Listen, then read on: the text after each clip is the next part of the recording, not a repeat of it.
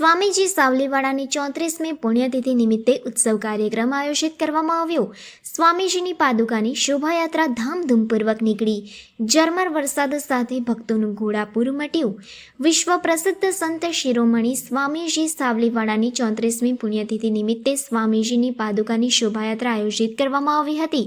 સત્ય સંકલ્પનો દાતા ભગવાન અને સુખ ચાહો તો સુખ દો જેવી ઉક્તિથી વિશ્વ પ્રસિદ્ધિ પ્રાપ્ત સ્વામીજી સાવલીવાડાની 34મી પુણ્યતિથિની ઉજવણીના ભાગરૂપે આજે સ્વામીજી દ્વારા નિર્મિત યંત્ર આધારિત સાચી અંબા માતાજીના મંદિરે વહેલી સવારે નવચંડી યાગથી પ્રારંભવામાં આવી હતી। સાંજના 5 કલાકે શ્રીફળ હોમી યજ્ઞ કર્મની પૂર્ણાહુતિ કરવામાં આવી હતી।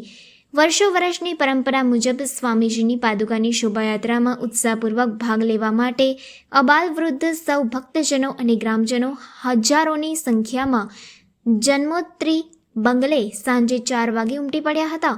સ્વયંભૂ ઉપસ્થિત વિવિધ ભજન મંડળીઓ, આકર્ષક વેશભૂષા ધારણ કરેલા બાળકો, સૌમ્ય ભક્તિ સંગીત રેલાતું બેન્ડ, ડમરૂ અને કરતાલના ગગનભેદી નાદ કરતી મહાકાલ સેના અને તાજા રંગબેરંગી ફૂલોથી શણગારેલી પાલખી અદ્ભુત અને દર્શનીય લાગતી હતી।